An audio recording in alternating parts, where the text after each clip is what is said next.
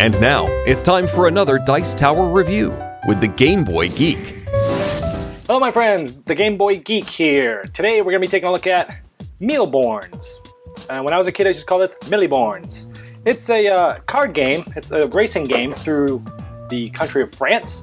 I used to play it a lot as a kid, and as I grew up I wanted to get back to those feelings I had playing as a kid, so I found a copy online. Looks like it was originally made in 1954, but there's been some recent printings. I think this one was from Hasbro. And essentially it's a card game for ages 8 and up. It's for 2 to 6 players, and it can be played between 25 and 45 minutes. And again, I had some great memories of playing this as a kid. We used to go camping, and this would be the only game we would take, and we would sit outside all night long playing this game. So let's take a look at how it's played and see if I still have those great feelings about it.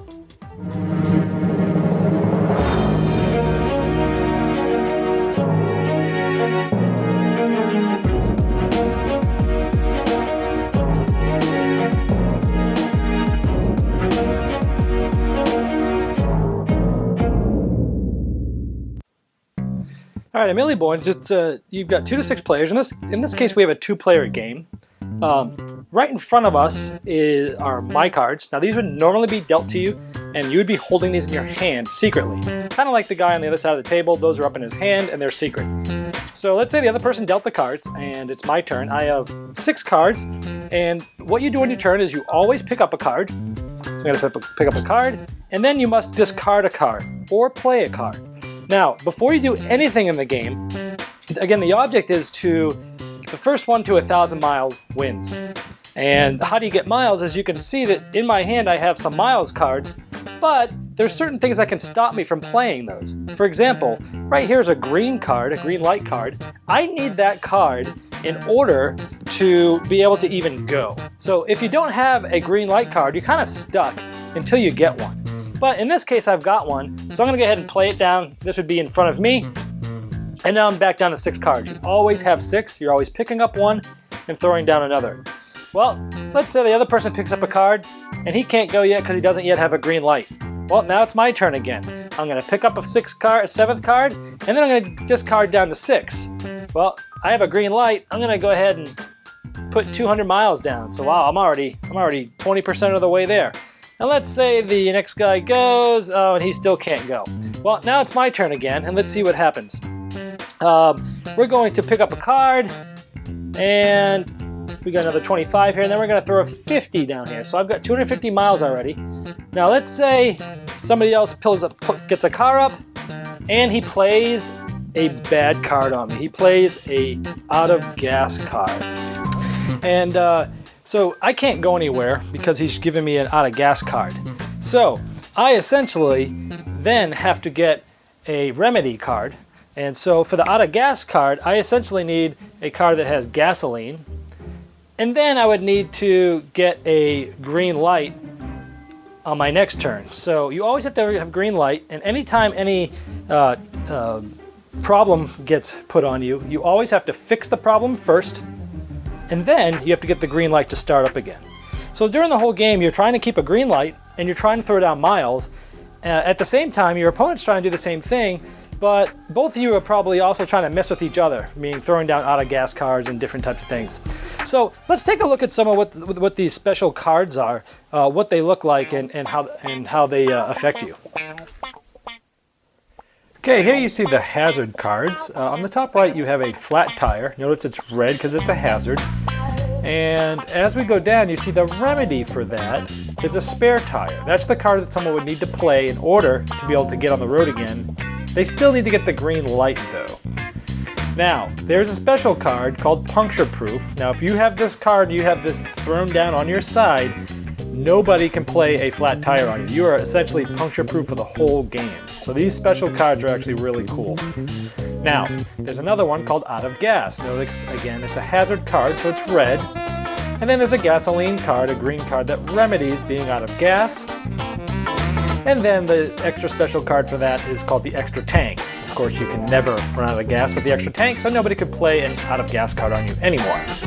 And we have a red speed limit card, which makes you go 50 or less.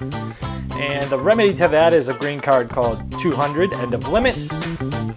And And then the special card to get that out of the way is Right of Way. Now, in addition to that, we have a Stop card, and the remedy is a green Go card or Roll card. Notice the Right of Way is beating both of these. This card allows you to never need a green light, and it gets rid of the speed limit. So this is really the most powerful card in the game.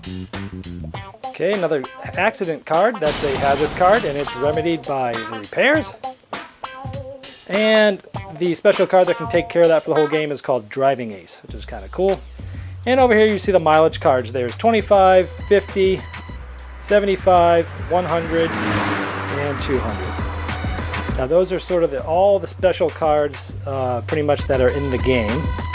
Now let's talk about how do you actually play these cards. We can put this Right of Way card down, and then what it means is nobody would ever be able to put a stop sign or a speed limit card on us at any time. Now you can choose to play it now, but sometimes it's better to hold on to it in secret. So let's say that I have this card in my hand and someone goes to play a speed limit card on me. Boom. No matter whose turn it is, you can yell the French name called coup ferret, which essentially is an old Frenching term for a parry and a counterattack. You can yell coup ferret and throw the Right of Way card right down on it. They did not know you had this card at the time. And the cool thing about this is now you get to draw another card and it's now your turn.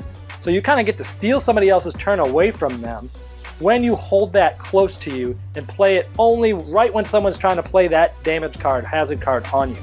So you can either play it as a defense card right there, or if you wanted to get rid of it early and play it so that everybody sees and they can't play that on you, it's there. Now there's a couple different ways to actually score the game.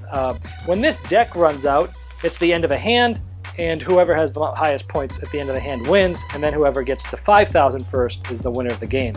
We've always played the house rules seem to make it most fun, where we would literally just play until the first person got 1,000 miles, and then that was it, game was over.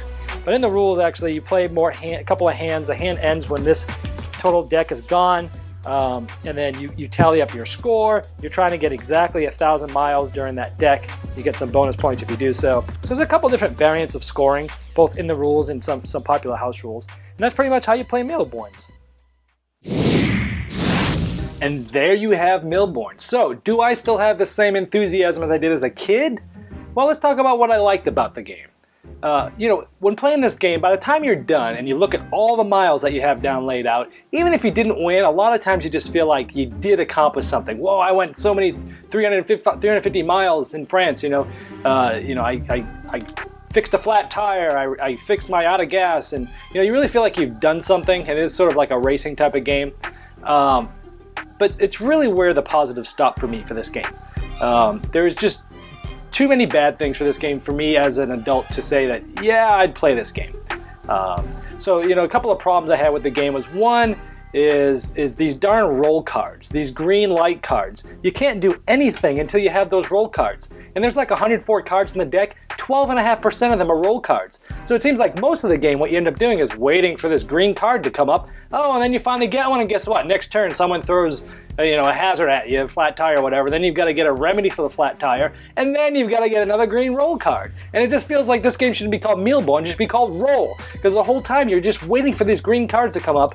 It just never seem to come up when you need them. Which brings me to the next point, that with these roll cards, there often can be just this crazy differences in scoring, where one guy just gets hammered, he can't get the roll cards, and this other guy's got 500 miles already, and there seems to be a very big imbalance many times that we played this game where the scorings aren't even close. So one person is just running away with the game because one guy got stuck with the flat tire and couldn't find the spare, and then when he finally got it, he couldn't get a roll card. And you might say, yes, but there's this other cool card called the Right of Way card, which then you don't need a roll card. That's true, but there's only one of them in all 104 cards. So, unfortunately, I can't recommend this game as being a fun game. I wish it was, because when I was a kid, I remembered it being so much fun. But unfortunately, there's just so many better games than this out there for that age group of 8 to plus that plays in a half hour. You've got King of Tokyo, Ink and Gold, Forbidden Island. Those are all amazingly great games, especially for that younger ages. That takes about a half hour. I just can't recommend this anymore. There's just too many problems, way too much downtime, waiting for roll cards, way too many lopsided scoring, and it just wasn't that fun. I spent most of my time waiting. So anyway, I'd pass on and get one of the other games that I mentioned. Thanks so much for watching the Dice Tower videos. Find more great videos and reviews, as well as our top-rated audio podcast at Dicetower.com. You can also find other great shows at Dicetowernetwork.com. I'm Eric Summerer, and you've been watching The Dice Tower. The Dice Tower is sponsored by Cool Stuff Inc., where you can find great games for great prices. Cool stuff in stock. Check them out at CoolStuffInc.com.